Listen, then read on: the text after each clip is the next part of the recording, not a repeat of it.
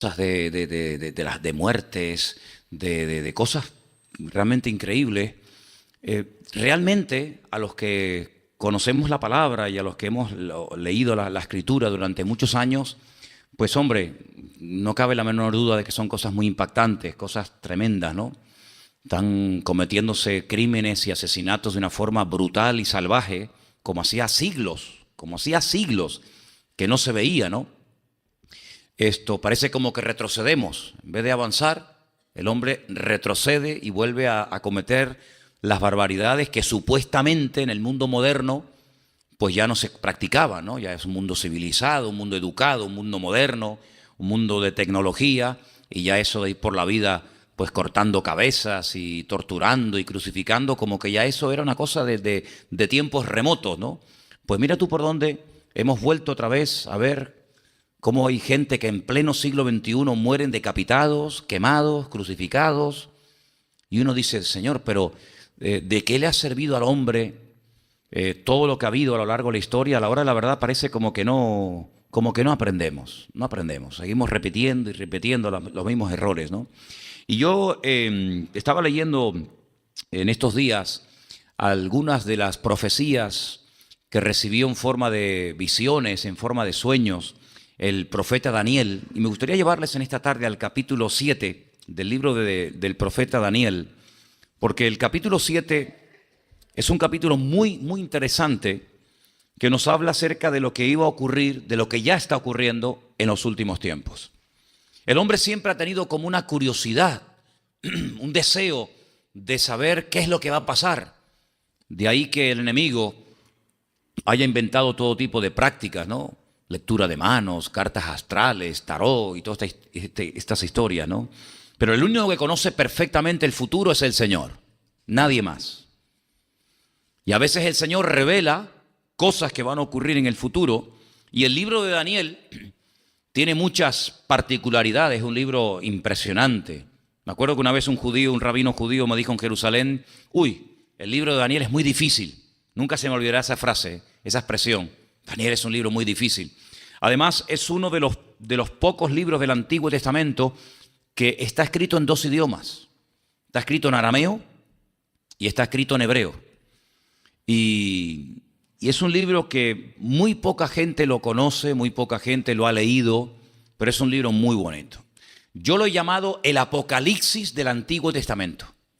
El Apocalipsis del Antiguo Testamento. Está lleno de profecías. Un altísimo porcentaje de material del libro son profecías que algunas se han cumplido, otras no. Pero hay una profecía que como que se repite en dos ocasiones diferentes. Primeramente es un sueño que tiene un rey llamado Nabucodonosor y posteriormente una visión que tiene un profeta llamado Daniel. Y habla acerca de lo que iba a ocurrir a lo largo de la historia con una serie de potencias militares, con una serie de imperios que se levantarían y dominarían gran parte del mundo. Por ejemplo, en los tiempos en los que Daniel está viviendo en Babilonia, gobernaba la tierra, gobernaba las naciones de la tierra, un imperio terrible que era el imperio de Babilonia. Era el imperio que el rey Nabucodonosor era el líder, y ese imperio pues fue ganando y extendiéndose, ganando y conquistando naciones, pero sabemos que ese reino tuvo un fin, como todo en la vida. Y después del reino de los babilónicos se levantó otro, que era el de los medos persas. Y después, cuando ese reino se viene al garete, cuando ese reino desaparece, porque es vencido por otro, es el imperio de los griegos, con el famoso Alejandro Magno, ¿no?, a la cabeza. Y los griegos, bueno, pues imagínate, extendieron incluso su cultura, su idioma. Fíjate qué influencia tan grande tuvieron los griegos, que el Nuevo Testamento se escribió en griego. Pero no fue un imperio que duró siempre, sino que después se levantó otro, peor todavía, más destructivo, más poderoso, que fue el Imperio Romano. Y bueno, si te vas a la península, aquí en Canarias no llegaron, pero si te vas a la península hay por todas partes. Por todas partes hay circos romanos, hay acueductos, hay caminos, hay puentes que todavía son de la época de los romanos y se pueden visitar y en algunas ocasiones están en perfecto estado. Por ejemplo, si te vas a Lugo, la ciudad de Lugo en Galicia, las murallas que rodean la ciudad tienen más de 2000 años, el acueducto de Segovia, Hay un anfiteatro en Tarragona, antiguo Tarraco. Hay también unas ruinas romanas muy importantes en lo que es la zona de Cartagena. En fin, la península está lleno de este imperio, ¿no? Pero la Biblia dice en el capítulo 7, referente a estos imperios, lo siguiente. Vamos a leerlo con tranquilidad. Vamos a arrancar a partir del versículo 1. Daniel capítulo 7, versículo 1. ¿Lo tienen, hermanos? Dice, en el primer año de Belsasar, algunos creen que Belsasar era el nieto de Nabucodonosor, que era el rey de Babilonia, tuvo Daniel un sueño y visiones de su cabeza mientras estaba en su lecho. Luego escribió el sueño y relató lo principal del asunto. Dijo Daniel, miraba yo en mi visión de noche, y he aquí que los 4 vientos del cielo combatían en el gran mar. Y 4 bestias grandes, diferentes la una de la otra, subían del mar. La primera era como un león, que tenía alas de águila. Yo estaba mirando hasta que sus alas fueron arrancadas y fue levantada del suelo y se puso iniesta sobre sus pies a manera de hombre y le fue dado corazón de hombre. Y aquí otra bestia, semejante a un oso, la cual se alzaba de un costado más que del otro y tenía en su boca 3 costillas entre sus dientes y le fue dicho, levántate y devora mucha carne. Después de esto miré y aquí otra semejante a un leopardo con 4 alas de ave en sus espaldas. Y también esta bestia tenía 4 cabezas y le fue dado dominio. Después de esto miraba yo en las visiones de la noche y he aquí una 4ª bestia, espantosa, terrible y en gran manera fuerte, la cual tenía unos dientes grandes de hierro, devoraba y desmenuzaba, y las sobras hollaba con sus pies, y era muy diferente de todas las bestias que vi antes de ella. Dice, y tenía 10 cuernos. Mientras yo contemplaba los cuernos, he aquí que otro cuerno pequeño salía entre ellos, y delante de él fueron arrancados 3 cuernos de los primeros. Y he aquí que este cuerno tenía ojos como de hombre, y una boca que hablaba grandes cosas. Estuve mirando hasta que fueron puestos tronos, y se sentó un anciano de días, así se le llama a Dios en el libro de Daniel, el anciano de días, cuyo vestido era blanco como la nieve, el pelo de su cabeza era como lana limpia, su trono llama de fuego, las ruedas del mismo, fuego ardiente. Un río de fuego procedía y salía de delante de él, millares de millares le servían y millones de millones asistían delante de él. El juez se sentó y los libros fueron abiertos. Yo entonces miraba a causa del sonido de las grandes palabras que hablaba el cuerno, miraba hasta que mataron a la bestia, y su cuerpo fue destrozado y entregado para ser quemado en el fuego. Habían también quitado a las otras bestias su dominio, pero les había sido prolongada la vida hasta cierto tiempo. Versículo 13. Miraba yo en la visión de la noche y aquí que con las nubes del cielo, mira qué versículo tan interesante, me impactó tanto ayer cuando lo leía, ¿no? Dice, con las nubes del cielo venía uno como hijo de hombre que vino hasta el anciano de días y le hicieron acercarse delante de él y le fue dado dominio, gloria y reino, para que todos los pueblos, naciones y lenguas le sirvieran. Su dominio es dominio eterno que nunca pasará y su reino uno que no será destruido. ¿Sabéis de quién está hablando, no? Se me turbó el espíritu a mí, dijo Daniel, en medio de mi cuerpo, y las visiones de mi cabeza me asombraron. Me acerqué a uno de los que asistían y le pregunté la verdad acerca de esto y me habló y me hizo conocer la interpretación de las cosas. Y a partir de ahora, a partir del versículo 17, se le explica a Daniel qué es esto de las 4 bestias, qué significa esto del cuerno pequeño, de los 10 cuernos, etcétera, etcétera, ¿no? El libro de Daniel es un libro que se emplea mucho el lenguaje metafórico. El lenguaje metafórico significa que se usan cosas conocidas, a veces extrañas, para explicar conceptos o ideas desconocidas del mundo espiritual. Es emplear animales, a veces colores, a veces números, pues para expresar ciertas y determinadas cosas que por falta de un lenguaje amplio en ese momento, para poder expresar lo que realmente se quiere decir, pues se echa mano del lenguaje metafórico, ¿no? El libro de Daniel está lleno, el libro de Apocalipsis ni te cuento, ¿no? Y uno tiene que saber lo que significan estos animales, lo que significan estos cuernos, estas cabezas, lo que significan estos colores, estos números, porque así de esa manera, con esos datos, puedes interpretar mucho mejor lo que acabas de leer. Por eso hay mucha gente que cuando no tiene esos datos, pues no entienden nada. Se meten en el libro de Daniel y se aburren porque no lo entienden. Y me parece lógico. Y les pasa lo que a mí me pasó durante mucho tiempo, que terminaba de leer el Nuevo Testamento, llegaba hasta la carta de Judas y a continuación viene el libro del Apocalipsis, leía los 3 primeros capítulos que son muy sencillitos, pero a partir del 4 ya no entendía nada y lo dejaba y volvía otra vez al principio, ¿no? Pero sin embargo la Biblia no se escribió para confundir a nadie.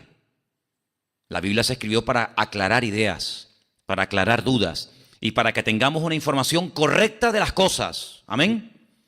Para que sepamos exactamente lo que va a ocurrir y lo que no va a ocurrir, y cuándo y dónde. Y que la Biblia nos dice sobre todo que nos ayuda a estar preparados. No a decir, bueno, ¿y qué pasa? ¿Y ahora qué hago? ¿Y a dónde voy? ¿Y por qué pasa esto? ¿Y por qué? No, el cristiano no puede estar en esa actitud. El cristiano tiene que tener la seguridad de que la palabra, con muchos siglos, a veces hasta con milenios de antelación, te da una información exacta, genuina y verdadera, para que cuando veas que están ocurriendo las cosas que has estudiado, las cosas que has leído, no te asustes, no te pongas nervioso, sino al contrario, te des cuenta de que la Biblia es un libro que se anticipa en el tiempo y te dice, mira, va a pasar esto y va a pasar aquello. Y además, todo esto nos sirve para darnos cuenta de que la Biblia se anticipa a que acontezcan las cosas y te las cuenta antes, no después. Después no tiene gracia. Si yo te cuento algo que pasó ayer, eso no es una profecía, eso es historia. Te estoy contando lo que pasó. Pero la Biblia no solamente registra a veces cosas que ocurrieron, lo cual es historia, sino que muchas veces se adelanta y antes de que ocurran cosas, te las cuenta. Permítame la expresión, con pelos y señales. Y tú dices, pero bueno, esto es imposible. ¿Quién le iba a meter en la cabeza al rey soberbio y arrogante llamado Nabucodonosor que su reino tendría un fin? Nabucodonosor no daba crédito, decía que va, mi reino durará siempre. Esa es la idea equivocada que siempre han tenido los gobernantes, que su reino no tendrá fin. Pero sin embargo el profeta Daniel le dice, no, tu reino, aunque no te lo creas, aunque no te guste, tu reino se va a desmoronar. Y tu reino tendrá un principio y un fin, y se levantará otro. Pero fíjate qué curioso, cuando el profeta Daniel recibe esta profecía, este sueño profético, le está diciendo algo que en ese momento no existía. No existía un imperio llamado los Medos Persas, no existía ni mucho menos, ni por asombro, el imperio de los griegos dirigido por Alejandro Magno, no existía el imperio romano, pero sin embargo la Biblia, antes de que estos reinos, antes de que estas naciones se levantaran en forma de imperio e hicieran todas las barbaridades que hicieron, ya la Biblia lo decía. ¿Para qué? Para que el pueblo de Dios no ande en la ignorancia, para que el pueblo de Dios sepa la verdad. Porque la Biblia dice, y lo tenemos ahí escrito hace mucho tiempo, conoceréis la verdad y la verdad os hará libre. No hay nada peor que ser un ignorante. Eso es una tragedia. Ser ignorante es una tragedia, sinceramente. El no saber las cosas, ¿verdad? No sabes qué hago. Yo me voy, me quedo, me levanto, hablo, me callo. ¿Y será esto bueno? ¿Será esto malo? ¿Será de Dios? ¿No será de Dios? Esto es horrible vivir así. Es horrible. Entonces, una de las cosas a las que apela continuamente la palabra es estar preparados. Dice, estad siempre preparados. ¿Habéis leído ese versículo? Está en Primera de Pedro. Un versículo que dice literalmente, hermanos, estad siempre preparados para presentar defensa con mansedumbre y reverencia ante todo aquel que demande razón de la esperanza que está en vosotros. No es casualidad que ahora parece que estaba el oso dormido y ahora de repente, ¡pum!, Rusia se levanta y ahora le da por conquistar otros países que no tienen por qué conquistarlos, pero es que eso está escrito. Se está abriendo paso, tiene que buscar una salida por donde no tenía. Tiene que conquistar naciones que estaban tranquilas, viviendo muy bien. Qué tremendo, ¿no?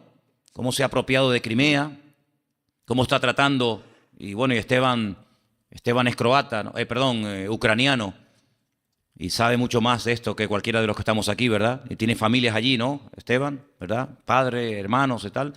Y cómo Rusia ahora se le metió en la cabeza apropiarse de un país que estaba perfectamente bien, tranquilo, en paz, pero ahora quiere apropiarse de Ucrania. ¿Y por qué? Bueno, que mira el mapa. Mira el mapa. ¿Por qué no tira para la derecha?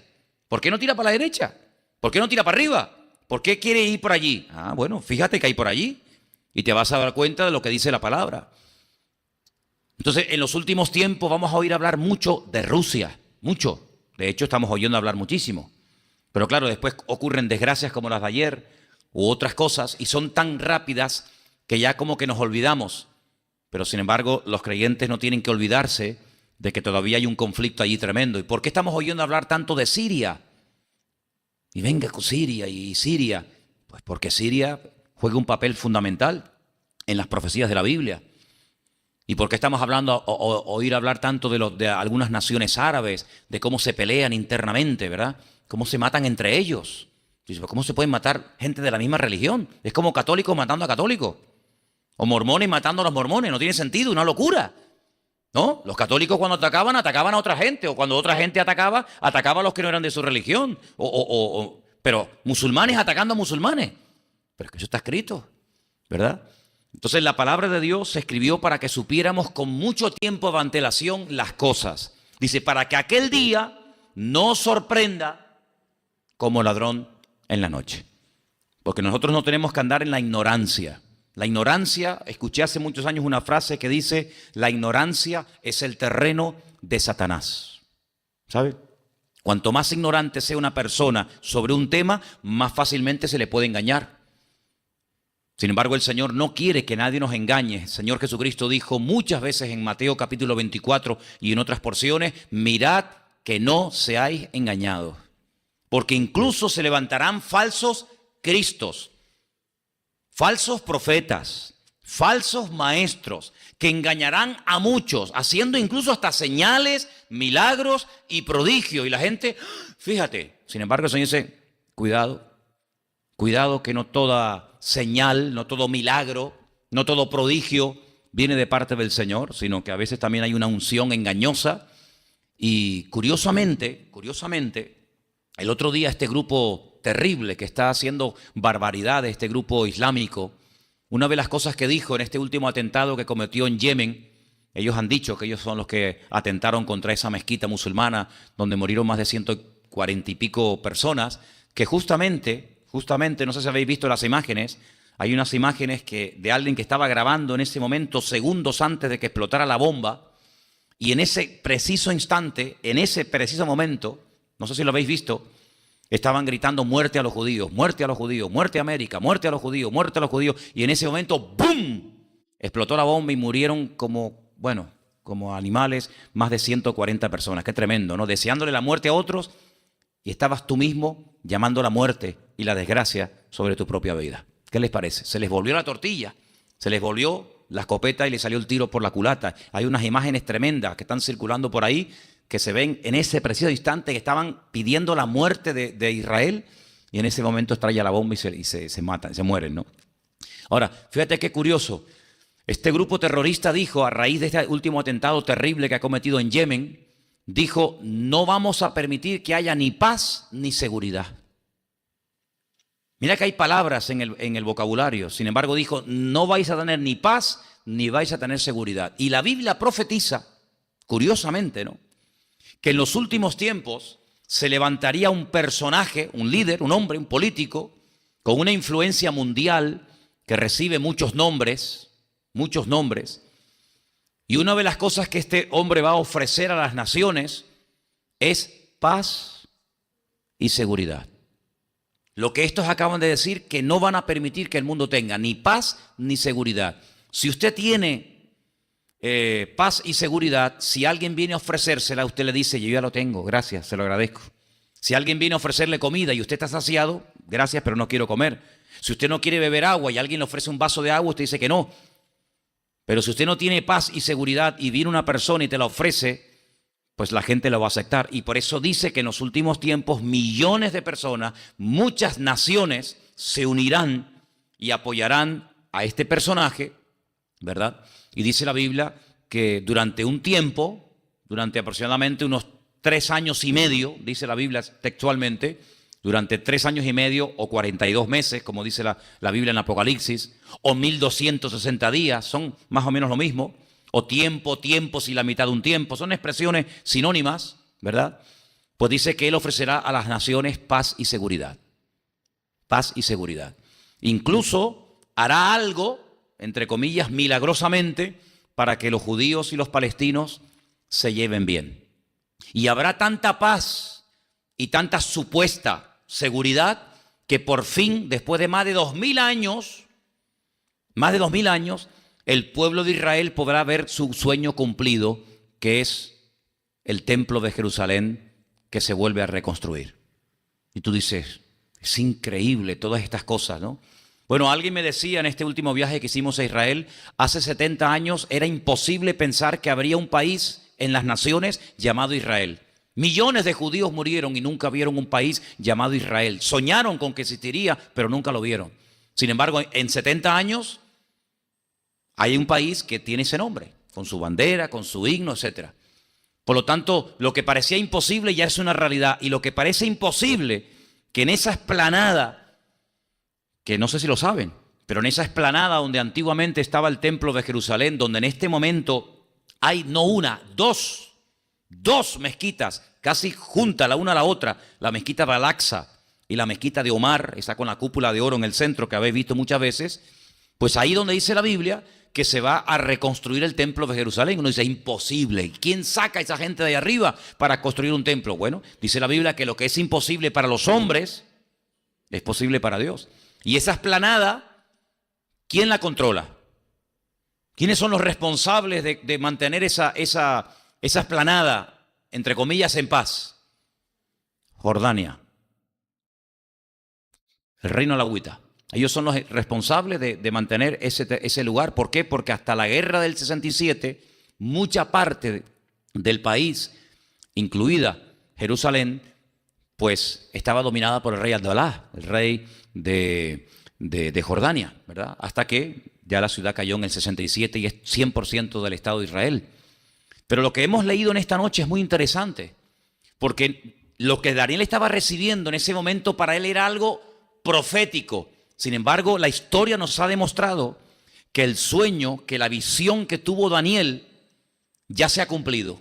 Hubo un imperio, y se puede leer en cualquier libro, tú te metes ahí en internet, busca Imperio Babilónico, y ahí puedes pegarte horas y horas y días estudiando el reino babilónico, los famosos jardines colgantes de Babilonia, y cómo creció y cómo era donde estaba o donde está actualmente Irak. Babilonia, que en el Antiguo Testamento se llama Babel, la palabra Babel significa confusión. Eso significa Babel. Babilonia es tierra de confusión. Y está entre el río Tigris y el río Éufrates, allí en medio, allí. Eso es lo que antiguamente era Irak. Por supuesto tenía mucho más territorio. Y podemos meternos en internet y ver, bueno, el imperio de los medos persas, y puedes ver la historia de Darío y la historia de Ciro, y puedes ver cómo ese imperio de verdad dominó a los babilónicos, pero se terminó desapareciendo. ¿Y quién no ha oído hablar del imperio griego? Hasta hay una película por ahí que habla acerca de Alejandro Magno, pero ya se acabó. ¿Y quién no ha oído hablar de la historia de los romanos? Todo el mundo. Por lo tanto, lo que para Daniel era una profecía tremenda, imposible de cumplir, para nosotros ya forma parte de la historia, lo cual significa que la Biblia goza de toda la credibilidad para creer en ella sin ningún problema. ¿Cuántos dicen amén? La fe del cristiano no es una fe estúpida, no es una fe ciega. Nosotros tenemos una fe inteligente y racional. ¿Cuántos dicen amén? Si podemos demostrar con la historia, si no, es que yo no creo en Dios. Bueno, problema suyo, eso no es problema mío. Es que yo no creo en la Biblia. Muy bien, usted puede creer en lo que quiera, pero la historia demuestra que la Biblia es verdad. La Biblia se adelanta en el tiempo y por si alguien piensa, porque la Biblia está a prueba de bombas, todo lo que tú has pensado o todos los peros que le quieras poner, ya ha habido millones que lo han puesto. Por lo tanto, no te creas que eres el más original pensando que vas a descubrir algo para pillar un fallo de la Biblia, porque antes de que tú lo pensaras, ya hay millones de personas que lo intentaron y fue un fracaso. Si alguien ha pensado que la Biblia se escribió después de que ocurrieran las cosas, lo cual no tendría sentido, pues te equivocas. Porque se ha demostrado con los manuscritos y con muchas formas de que la Biblia se escribió antes de que ocurrieran todas las cosas que relata, ¿verdad? Y sabemos que el Imperio Romano al final se termina dividiendo en dos, Oriente y Occidente, capital Constantinopla del Imperio Romano de Oriente, que duró más que el Imperio Romano de Occidente, cuya capital era Roma. Sabemos que al final el Imperio Romano se rompe, se diluye, pero dice la palabra, escucha bien, que de ese antiguo territorio que abarcaba el Imperio Romano se levantarán una serie de naciones en los últimos tiempos como que se van a unir. Y esas naciones que se van a unir, que son naciones fuertes, naciones poderosas, de medio de ese grupo de 10 naciones que la Biblia le llama cuernos, porque una de las cosas que usted tiene que meterse en la cabeza, que cuando te metes a estudiar lo que se llama escatología o profecía, tienes que darte cuenta de que cuando habla de cuernos habla de naciones y cuando habla de cabezas habla de imperios. Eso es una clave que no puedes olvidarla. Las naciones son los cuernos o los cuernos son las naciones y las cabezas son los imperios. Dice que se levantarán una serie de naciones y de medio de esas naciones saldrá un cuerno pequeño y dice que ese cuerno pequeño hará guerra contra los santos, hará guerra contra el pueblo de Dios y durante un tiempo se le permite matar, masacrar, torturar a los hijos de Dios. ¿Qué te parece? Durante un tiempo, hasta que el Señor actúa. Vamos a salir un poquito más de lo que dejamos a medias en el capítulo 7 de Daniel. Estamos en Daniel capítulo 7. Vamos a leer a partir del versículo 20. Es un capítulo muy amplio, pero para ir un poquito explicándolo. Asimismo, acerca de los 10 cuernos que tenía en su cabeza y del otro que le había salido, delante del cual habían caído 3. Y este mismo cuerno tenía ojos y boca que hablaba grandes cosas y parecía más grande que sus compañeros.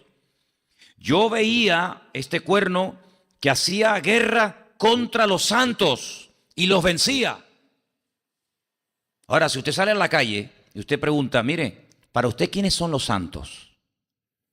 Imagínate que sales por la calle aquí al lado de la iglesia o en donde tú vives y tú le preguntas a un amigo, a un vecino, a un compañero del trabajo, mira, para ti los santos, ¿quiénes son?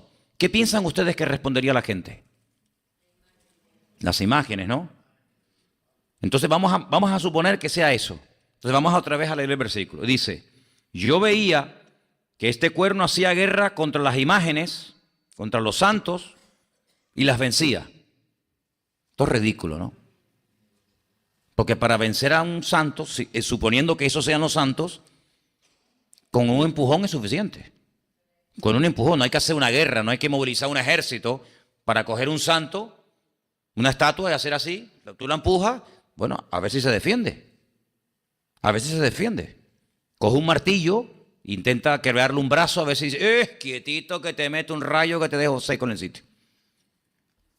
Si todos sabemos, y ahora otra vez la vamos a volver a ver. Si no llueve, porque el año pasado hubieron problemas, ¿no? Pero este año otra vez vamos a volver a ver en nuestro país, para vergüenza nuestra, porque para mí es una vergüenza, cantidad de personas que hacen un esfuerzo tremendo, cuando yo vengo diciendo hace un montón de años que la rueda ya se inventó hace mucho tiempo. Que no tiene sentido meterse 40 chicos debajo de un trono que pesa 1000 y pico, 2000 kilos, yo no sé cuánto puede pesar eso, y cargarlo. Chicos, pone una ruedita como los andamios, y los mueve para adentro y para afuera, y ya está. Y no ese sacrificio, un palo aquí, otro palo aquí. Chacho, ponle una rueda, pon una ruedita, con un mando a distancia incluso. No, se puede poner, tú no ves a los niños con el cochito. Pues le pones un mandito a distancia. Oye, estamos en una época moderna. Y tú sacas a la Virgen, ¿para dónde va? Para allá. para adentro. Ya está. Sin problema. No, hay que hacer el sacrificio. Bueno, pues, ¿por qué lo sacan de esa manera? ¿Por qué no dice el obispo de Tenerife? Orden por decreto a todas las imágenes de la isla que el próximo día salgan en procesión. Y las imágenes dicen, a ver, vamos para afuera. Primera, salen para afuera. Es que no se pueden mover, porque son imágenes muertas. Son imágenes muertas. En Colombia son muertas, en Venezuela, en España, en Japón, en la China, todas las imágenes son hechas por los hombres. Ninguna se hizo a sí misma. Dios no las creó, las inventó el hombre. Las saca cuando quiere y las mete cuando quiere. Le pone la ropa que quiera. Dice, tú el 17 de mayo, tú el 15 de junio, le ponen el día que quieren, le atribuyen, tú para las viudas o para los casos imposibles, tú para los animales, tú para no sé, le ponen el título que el hombre quiere. Esa es la pura realidad. Ninguna habla, mira que hay, ninguna habla, ninguna oye, ninguna ve, ninguna toca, ninguna camina, ninguna. Ninguna.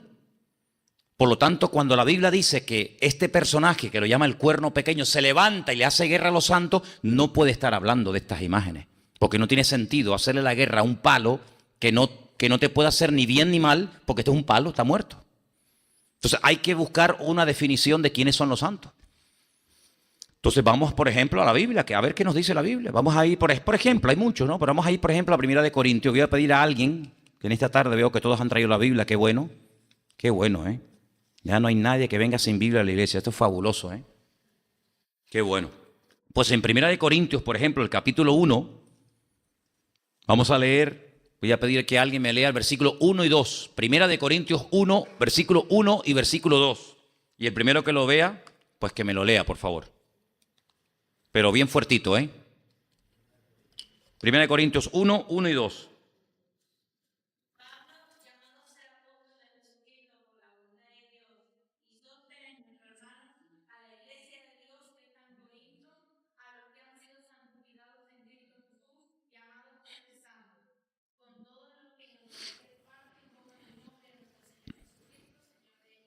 Entonces los santos no están muertos.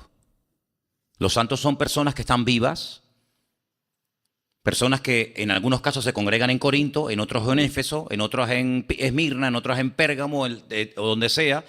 Es decir, los santos, la palabra santo, es que mucha gente no sabe lo que significa. Ya empezamos mal. La palabra santo significa algo que ha sido separado con un propósito concreto. También dijimos que es un término polivalente que se puede traducir por la palabra diferente. Entonces yo le escribo a los diferentes, le escribo a los santos, le escribo a las personas que se han apartado voluntariamente de un sistema de valores, de un sistema, llamamos el sistema del mundo, ¿vale? Para vivir una vida distinta. Nosotros hoy en día los llamaríamos a eso que Pablo llamaba hace 2000 años santos, nosotros hoy en día los llamaríamos cristianos, ni más ni menos. ¿Ve? Pasa que en aquel tiempo el término cristiano no era un término común. De hecho, la palabra cristiano, ¿cuántas veces aparece en la Biblia? ¿Cuántas veces aparece? Poquísimas, 2 o 3 veces nada más. No fue hasta el tiempo de Antioquía que los llamaron cristianos, que algunos no saben ni lo que significa la palabra cristiano, dicho sea de paso. No, ni siquiera, ¿qué significa cristiano? Pues no sé. Pues mira, un diccionario del año 50 y pico que se publicó aquí en España por una editorial católica, en los años 50, en plena dictadura franquista, decía que un cristiano es un seguidor de Cristo y persona bautizada de mayor. Y eso lo escribió una editorial católica en el año 50, en plena dictadura franquista. Cristiano, persona seguidora de Cristo y bautizada de mayor. Yo creo que se les escapó, pero ahí lo metieron. Entonces, un cristiano es, entre comillas, un santo, no un perfecto, sino una persona que se aparta, ya digo, de un estilo de vida con el cual no está de acuerdo. Vive en este mundo, trabaja en este mundo, tiene su familia en este mundo, pero no es de este mundo. No va detrás de modas, de vanidades. ¿Por qué? Porque es una persona diferente, es una persona distinta. Entonces dice la Biblia, en Daniel capítulo 7, que a este personaje se le permite hacer guerra contra los santos. ¿Y qué dice aquí? ¿Lo hemos leído? Y vencerlos por un tiempo. Veía yo a este cuerno que hacía guerra contra los santos y los vencía. Hasta, esa preposición es interesantísima, ¿eh? Las preposiciones en la Biblia son muy, muy importantes. ¿Usted sabe las preposiciones? ¿Cuáles son? A, ante. Esas son las preposiciones, esas son. Tenemos que volver a los tiempos de la escuela.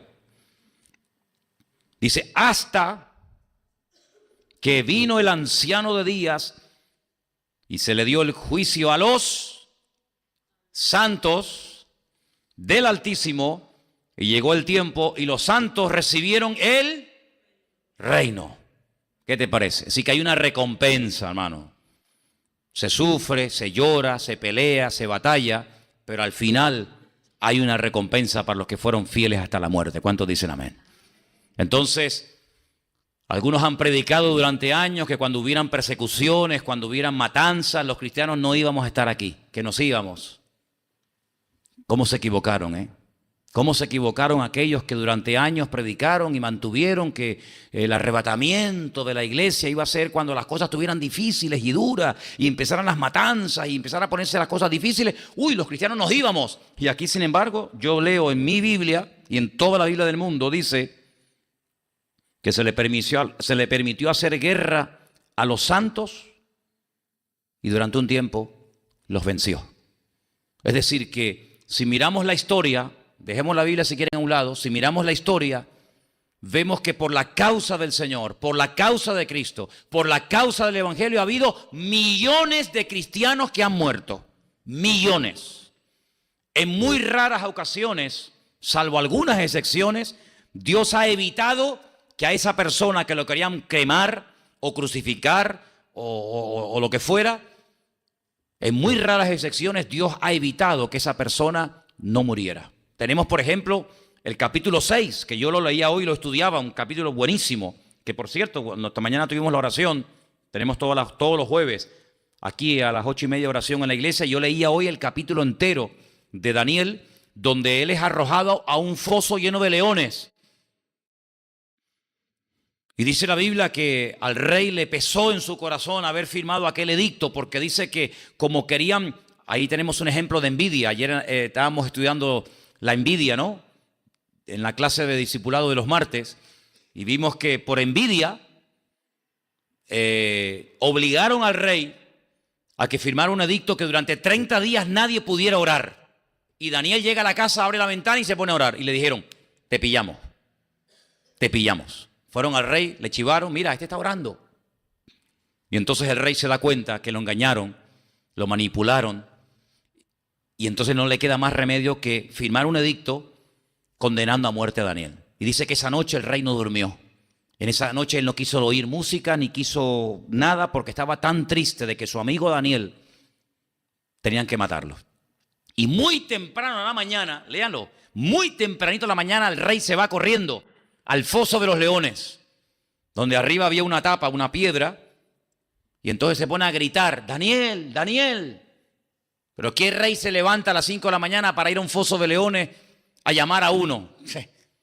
Daniel, Daniel, tu Dios al cual tú sirves, ¿te ha podido librar de los leones? Como diciendo, tu Dios tiene el poder para librarte de esta prueba. Y Daniel le dice, sí, rey mío, vive para siempre, mi Dios me ha librado. Mandó a un ángel y le tapó la boca a los leones y me ha librado. Y me imagino cómo tuvo que dormir Daniel esa noche, acostadito entre melenas de leones. A mí siempre me ha gustado tener un león. Qué maravilla podía tener. ¿Te imaginas tener un león ahí? Tengo ahí un medio león. ¿Te imaginas tener un león ahí en la puerta de mi casa? A ver quién es el guapo que entra ahí a mi casa. Lo pondría de ujier. Hermano, no hace falta ujieres. Yo lo pongo ahí a mi león, ahí. No entraría nadie. No entraría nadie. Y dice que al día siguiente el rey dice, traigan a los que ayer me engañaron, y dice que aún no los habían lanzado dentro del foso. Dice que los leones lo cogieron en el aire y les partieron todos los huesos. También hay otro caso en el libro de Daniel donde hay tres jóvenes, como cualquiera de los que pueda haber aquí esta noche, que cuando tocaron los instrumentos musicales, todo el mundo tenía que postrarse ante la imagen. Y uno dice, bueno, pero eso era en los tiempos de antes. No. Por ejemplo, en Corea del Norte, hay una estatua gigantesca donde la gente tiene que postrarse ante el presidente del país y adorarlo. Impresionante, ¿no? Qué soberbia, ¿no? Qué soberbia, adóreme a mí. Y dice que el rey Nabucodonosor mandó a decir, y el que no se postre, Es como un desafío a la autoridad. Lo meto vivo dentro de un horno de fuego. Y hubieron 3 que no se postraron. Y cuando vieron a toda la multitud así agachada y vieron a aquellos 3 parados, dijeron, ¿aquellos 3 quiénes son? Dice, no, estos son de los judíos que han venido de la cautividad y les habían cambiado el nombre, ¿se acuerdan? Allí en Babilonia les habían cambiado el nombre y dice, tráiganos para acá. Y le dijeron, ¿por qué ustedes no se postran ante mi imagen? Dice, porque nosotros tenemos un Dios al cual honramos y servimos y no nos postramos ante nada ni ante nadie, solamente ante Dios. Uno podía haber dicho, pero dóblate, no importa, total. Ellos dijeron, no, ni para cubrir las apariencias. Dice, nuestro Dios nos puede librar del fuego y de tu mano. Le dicen así. Nuestro Dios, si quiere, puede hacer que nos prendan fuego y no muramos. Pero si Dios hoy no me quiere librar del fuego, es decir, si tengo que morir hoy quemado, pues muero quemado. Total, no tenemos que morir de algo. Todo el mundo se quiere ir al cielo, pero nadie se quiere morir. Pues mismo, para irte al cielo tienes que morir. El Señor nos puede librar de tu mano. Dice que los lanzaron vivos, atados de pies y de manos, que yo digo, ¿y para qué los amarran si los van a tirar dentro de un horno de fuego? ¿Qué más da? Dice que cuando los lanzaron por la ventana, por la puerta del horno, Nabucodonosor se quedó con la boca abierta diciendo, ¿pero a cuántos echaron dentro? Dice, a 3. Dice, no, ¿cómo que a 3? 1, 2, 3, 4. ¿Cómo que hay 4? Mira, hay 4. Y dice que el cuarto era diferente a los otros 3 porque dice que era como resplandeciente. Le dijeron, pero ¿cómo puede ser esto? Y además están caminando por dentro y no se queman. Algunos piensan que el cuarto, que era el Señor, entró después. Pero yo creo que fue el primero en meterse. Y les dijo, yo pensaba que no iban a entrar, ¿eh? Yo los estaba esperando. Sáquenlos. Y dice que los olían. Y no olían ni a quemado, no olían ni a humo. Y entonces al edicto, toda la gente tiene que postrarse y adorar al Dios de Sadrach, Mesach, de Abednego y tal. Hay momentos en los que Dios libra de la muerte a ciertas personas, por ejemplo a Juan. De todos los discípulos de Cristo, uno se ahorcó, ¿se acuerdan? Los demás murieron todos como mártires y a uno lo quisieron matar y no podían matarlo. No podían matarlo. ¿Qué hicieron? Lo cogieron y lo mandaron a una isla para que se muriera de hambre o de sed, a la isla de Patmos, y era Juan. Y allí el Señor se le presentó. Por lo tanto, la historia de la iglesia, la historia del pueblo de Dios está llena de sangre, llena. Siempre ha habido hermanos nuestros que han muerto por su fe en el Señor, unos crucificados, otros quemados, otros devorados por los leones en la arena de los circos romanos, siempre ha habido. Pero amados hermanos, dice la Biblia que al final los que triunfan son los santos, los hijos del Señor, y reciben el reino, un reino pero no como el de Babilonia, no como el de los medos persas, de los griegos o el de los romanos, sino un reino eterno que no tiene fin. ¿Cuántos dicen amén? Y por eso nosotros creemos que estamos en la verdad y estamos en el verdadero y su nombre es el Señor Jesucristo. Y sigo leyendo un poquito y dice aquí, la cuarta bestia será un cuarto reino en la tierra, el cual será diferente a todos los otros reinos. Toda la tierra será devorada, trillada y la despedazará. Versículo 24. Los 10 cuernos significan que en aquel tiempo se levantarán 10 reyes, 10 potencias, 10 países. Tras ellos se levantará otro, el cual será diferente de los primeros, y a 3 reyes derribará. Qué curioso, ¿no? Qué curioso. Hablará palabras contra el Altísimo. Es decir, que no será un ateo, porque si habla contra Dios es porque sabe que hay un Dios que existe. Hablará contra el Altísimo y a los santos del Altísimo quebrantará. Pensará, fíjate qué cosa esta tremenda, pensará en cambiar los tiempos y la ley. Querrá hacer una especie de calendario nuevo, una especie de horario nuevo. Tendrá el pensamiento. Y serán entregados en su mano hasta tiempos y medio tiempo. ¿Y esto qué significa? 3 años y medio. Es decir, durante 3 años y medio vamos a ver barbaridades como nunca en la historia habíamos visto. 3 años y medio. Saquen la cuenta, ¿cuánto va? Entonces ustedes van sacando la cuenta y toda esta información te la da el Señor antes para que cuando empiecen a ocurrir las cosas no estés diciendo, ay, y no sé qué. Bueno, hermana, haga la cuenta. Tiempos y la mitad de un tiempo. Pero se sentará el juez, le quitará su dominio para que sea destruido y arruinado. No solo destruido, sino arruinado hasta el fin. Y que el reino y el dominio y la majestad de los reinos debajo de todo el cielo sea dado al pueblo de los santos del Altísimo, cuyo reino es reino eterno y todos los dominios le servirán y le obedecerán. El pueblo de los santos. El pueblo de los santos, no dice los santos, el pueblo de los santos. ¿Y cuál es el pueblo de los santos? Vosotros sois real sacerdocio, pueblo santo. ¿A quién llama el Señor pueblo mío? Bueno, lea la Biblia y la Biblia le va a responder, no hace falta inventarnos nada. Aquí es el fin de sus palabras. En cuanto a mí, Daniel, mis pensamientos me turbaron y mi rostro se demudó, pero guardé el asunto en mi corazón. ¿Saben una cosa, hermanos? Daniel no entendía nada.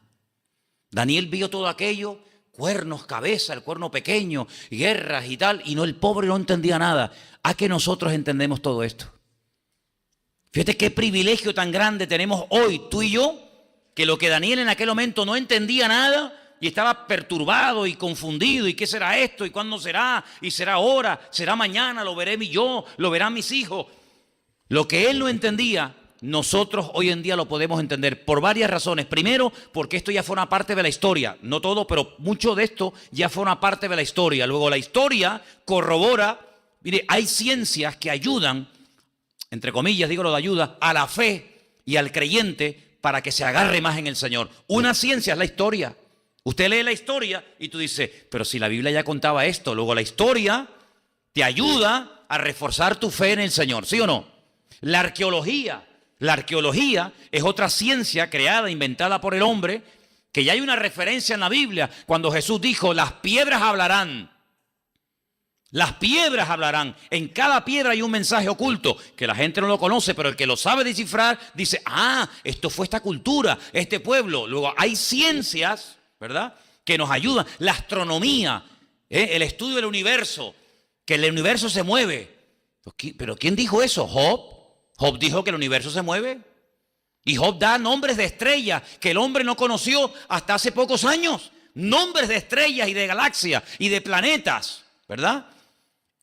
Y la Biblia nos enseña que el viento pesa. Y el hombre dice, ¿cómo va a pesar el viento? Pesa. Y tantas cosas de la astronomía que corroboran que la Biblia es la palabra de Dios. Bueno, y un montón de ciencias más, ¿verdad? Por lo tanto, es importante que nosotros nos demos cuenta de que nuestra fe no es una fe, como yo dije antes, una fe ciega. Ay, yo tengo una fe ciega en Dios. Pues yo no. ¿Cómo que una fe ciega?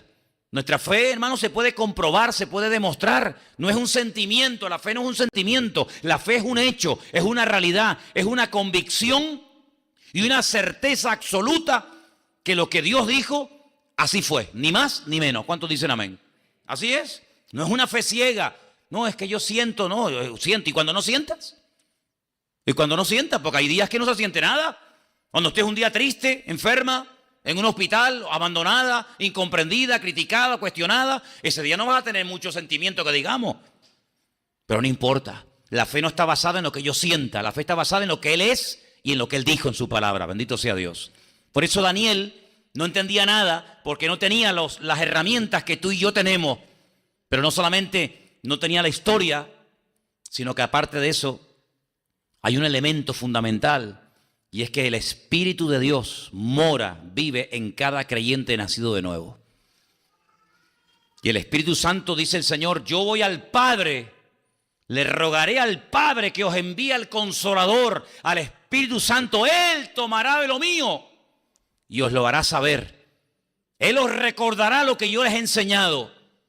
Y no solamente eso, sino que Él os dirá lo que ha de venir en el futuro. Por lo tanto, el Maestro divino del Espíritu de Dios le da testimonio a nuestro espíritu. Y por eso hay gente que es torpe en muchas cosas, pero cuando se convierten, su vida es transformada. ¿Por qué? Porque la palabra de Dios nos da claridad, nos da agilidad mental. La palabra de Dios nos enseña a darnos cuenta de que Dios es un Dios creíble, pero no porque me lo enseñó papá y mamá, sino porque yo lo he vivido y yo lo he experimentado. Entonces te das cuenta de que no hay nada en la vida que te puede robar el gozo y la paz, porque mi Dios es más grande que cualquier problema que yo pueda tener en la vida. ¿Cuántos dicen amén?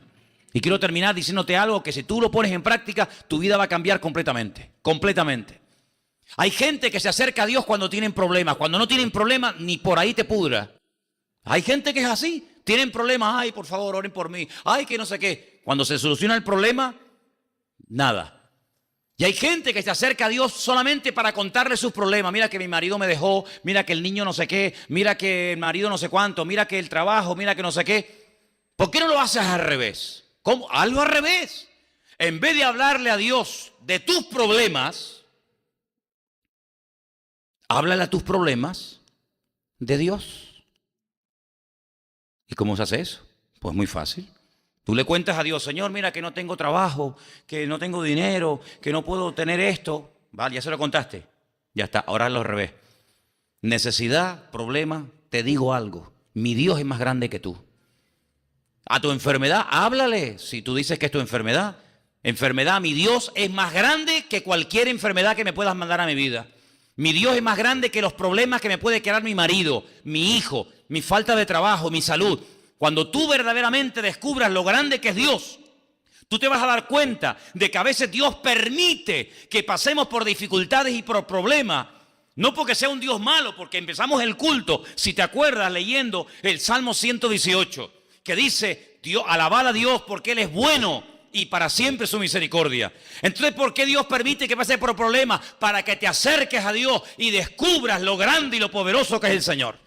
Porque si no tuvieras problemas, a lo mejor esta noche no estarías aquí. Porque somos seres tremendamente egoístas. Fíjate qué egoístas somos. Yo se lo decía ayer a un hermano. Fíjate qué egoístas somos, que algunos han cambiado hasta la Biblia. Y le dije, ¿tú no has escuchado muchos hermanos que dicen, Dios bendice al dador alegre? Y me dice, sí, eso se dice un montón de veces. Dios bendice al dador alegre. Digo, ¿dónde dice eso? Ah, no lo dice. Digo, no. Digo, ¿tú sabes lo que dice? Dios ama al dador alegre. Pero somos tan egoístas que decimos, Dios bendice al dador alegre, cuando no dice eso la Biblia. Entonces te das cuenta cómo a veces Dios permite situaciones de crisis, de problemas, enfermedades con los hijos. ¿Para qué? Para que busques más de Dios y no seas tan egoísta. Y te acerques al Señor en tu necesidad, ya que cuando te iba bien no te acordabas de Dios, a ver si cuando te va mal te acuerdas un poquito de Él. Y dice la Biblia que Él es tan bueno que cuando le buscamos, Dios nos bendice. Eso me pasó a mí. Cuando yo estaba endemoniado, enfermo, hecho polvo, que no quería ya ni vivir ni nada, yo me acerqué a una iglesia y yo busqué de Dios. Y el que busca a Dios, Dios lo encuentra, a Dios lo encuentra. Entonces Dios es tan maravilloso que hasta lo que creemos que es negativo y malo, Dios lo utiliza para bendecirnos. Si tú solamente te acercas a Dios para pedirle y cuando Él te da y cuando Él te bendice, te olvidas de Él, tú eres una persona tremendamente egoísta. Tú tienes que darte cuenta de que tu necesidad Dios la ha permitido. Sí, Dios la ha permitido para que te acerques a Él, para que le busques, pero para que después cuando le encuentres, no lo abandones, sino seas fiel y le ames y le sirva y le honra. Pero si solamente vienes aquí cuando te duele y Dios te bendice y te va, no vengas más.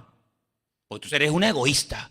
Es como aquella persona que un día hace muchos años, en una campaña que hicimos, Dios lo sanó de unos dolores terribles que tenía en el estómago y quiso dar un día un testimonio en la iglesia y levantó la mano y dice, yo doy gracias a Dios de que yo vine aquí hecho polvo del estómago y Dios me sanó y ahora me puedo ir otra vez a emborrachar al bar con mis amigos porque ya no me duele el estómago. Digo, este no entendió nada. Este no entendió nada. Dios nos sana, Dios nos libera, Dios nos bendice. ¿Para qué? Para que volvamos como el perro, como dice la Biblia, como el perro al vómito. No, mi hijo.